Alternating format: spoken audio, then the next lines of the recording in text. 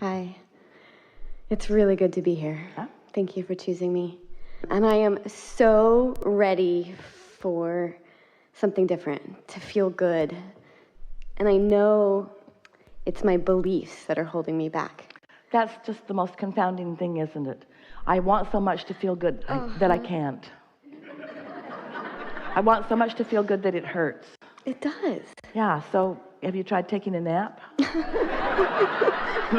Because when you wake up, you have a better chance of feeling good. What is it that's all over your face? What is it that you are using so steadily as your excuse not to feel good? What's bothering you? I don't feel good all the time. I'm exhausted. I'm sick. I got sick last year. That's why we said the receptive mode is the replenishing mode. And do you know how people get exhausted? They get exhausted because they're in the receptive mode that isn't the source energy receptive mode. They're in the receptive mode, and so they're trying to help these people, they're trying to help these people, they're trying to solve these problems, and after a while they just get depleted because they are not replenishing, they're just receiving inspiration to act. It's like our friend trying to help her niece out. It's those kinds of things. So do you ever go to the replenishing well? Do you meditate? I try, but I feel like then I just have all this, like with... But listen to the way you're arguing for your limitations. Did you ever have an effective time of meditation? Yes. And what does it feel like? There was a time in my life... Don't get too philosophical about it, because your philosophy is what's tripping you up. What did it feel like when you had a successful meditation? Calm. Felt calm. Calm in comparison with what you've been describing of not feeling good. Does calm feel good? Yes. Yeah. So For a little while. But you see what you just did? You turned calm into something that doesn't feel good.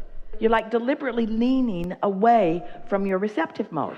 And it's all right. A lot of people do it because you've been facing facts for so long. Yeah. What are the facts that you are facing that make you feel so uncomfortable? Who do you listen to on the radio? I actually don't think I'm going to get well.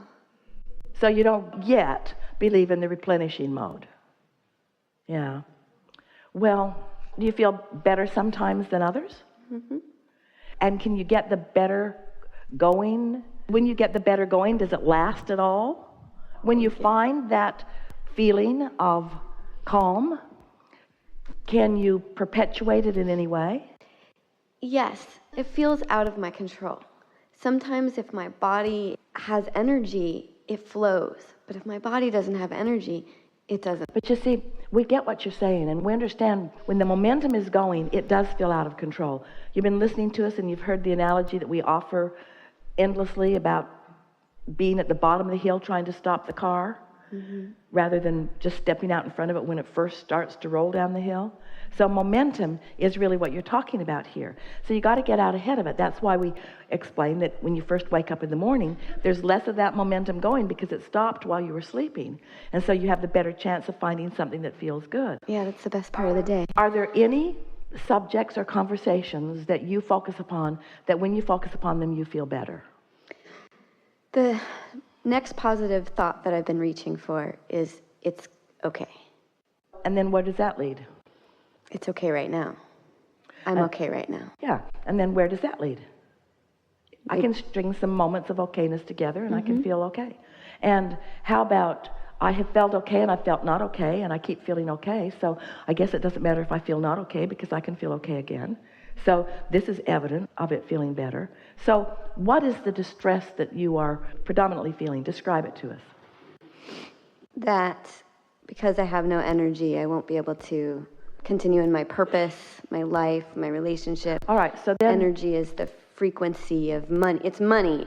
Money is nothing. My energy is what I can produce. All right, so if you listen to us long enough to accept the premise that there is a never-ending stream of that energy, and so have you come to the conclusion that there is energy, but for some reason you're just not able to tap into it? Yes. And have you also followed us when we say that you know when you're not tapping into it because you feel negative emotion, and you know when you are tapping into it because you feel positive emotion? So can you accurately say you never tap into it? No. So would it be more accurate to say sometimes I tap into it and I'd like to do that more? Yes. Is it accurate to say I know when I'm in the receiving mode of it and I know when I'm not? Sometimes. If negative emotion is the indicator, then don't you know? sometimes I feel like it's like I can even be in a positive, but my body's so exhausted that it just takes it away. But the thing that we want you to separate is the manifestation that has already happened from the vibration. In other words, you can do this in the same way that a person could feel some enthusiasm about prosperity when they're deep in debt. If your current condition is going to control the way you feel, then you're right. You'll never find the energy. But if you're smart enough to know that this current condition is only the byproduct of what I've been doing energetically, and that I can do something different, then doesn't that make you know that you can make a change? Isn't it logical? It's completely logical. Do you ever wonder what your inner being knows about this?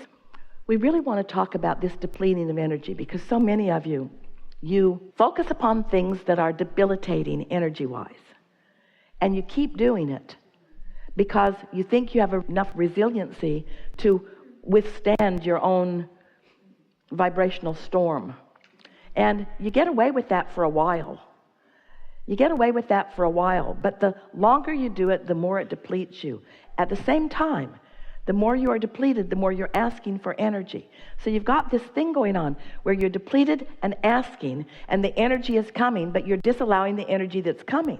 So imagine a rubber band, and someone's got hold of one end of it, and you're taking hold of the other end of it, and you're just barely pulling on it, just barely. So let's call this end the desire end, and let's call this end the resistance end. So there's a little desire and a little resistance. Doesn't feel that bad. But what if the desire is like this and you're pulling against it? That's the feeling of depletion that you're talking about.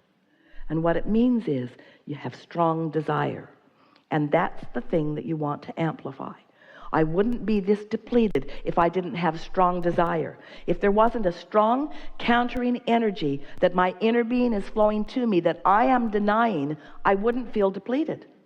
And haven't you asked yourself that question so many times when you look at people that don't know anything about any of this, and they're just sort of bipping along, bumbling along, seemingly living happily ever after, not really asking for that much. They don't care. They don't even know all the things that they could want because they've not even thought about all the things that they could want.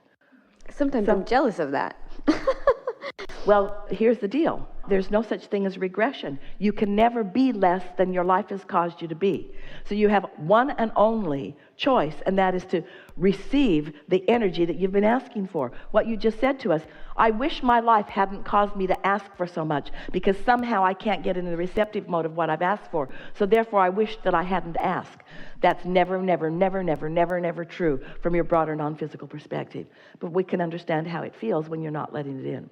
We refuse to acknowledge that you never let it in. We know that you often do. We refuse to acknowledge that you can't get hold of this and really get it going because we can feel the power of your desire. We refuse to acknowledge that you won't be well or that you cannot do that because we can see what's going on in this vortex. We can see how close to being in the receptive mode you often are. And we are really not interested in being a sounding board that perpetuates your statements that are working against you. You got to use different terminology or sleep a whole lot more. So how can I get out of the way? You got to look for more positive aspects. And when you find them, stay there just a little while. Don't look for sounding boards that will listen to you. We've started to say this to our mother who was talking about her daughter earlier. Her daughter's really asking for it when she says, I don't feel good. I don't feel good, which makes a mother come forth with a solution.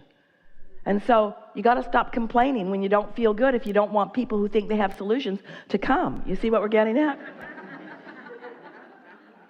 Well, one of my beliefs is that my mother has the same sickness as I do, and she actually never got better.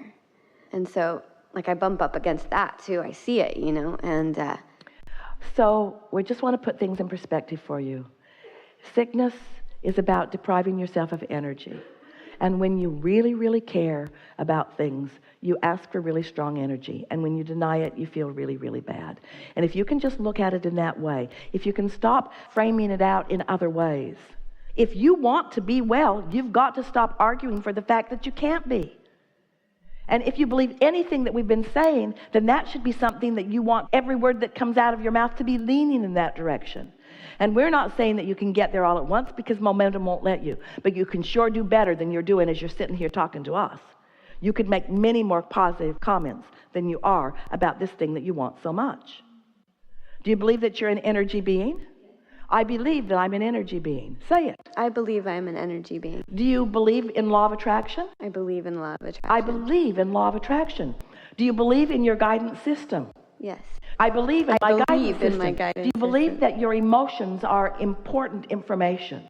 My emotions are important information. I believe that before the feeling of lethargy sweeps over my body, that there were negative thoughts that preceded it. I believe I can catch those negative thoughts. I know they're there. I believe I can catch them. I believe I can turn this around, not all at once, but in time. I believe that now that I'm the second generation of this, that it's time that somebody got their hands around understanding what's going on. I believe that I'm a byproduct of observing something that became my vibrational frequency. I believe that I don't need to conditionally offer a vibrational frequency. I believe that I can unconditionally offer a vibrational frequency. Do you believe that? I'm going to try it on. I want to believe that I can offer a yes. vibrational frequency that is different from the reality that I have observed. It is our absolute knowing that you can. It is our absolute knowing that you can. And sometimes us knowing it so much helps you know it just a little bit more. But you're right, you got to try it on because words don't teach. Yeah. Have fun with it. Yeah.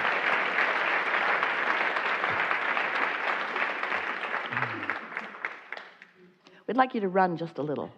Just run just a little. A little more. We'd like you to just run around the room just one time. We'll run with you. Go with her. Go with her. Go with her. Go with her. Go with her. Go with her. Go with her. Go with her. Go with her. Go with her. Go with her. Go with her.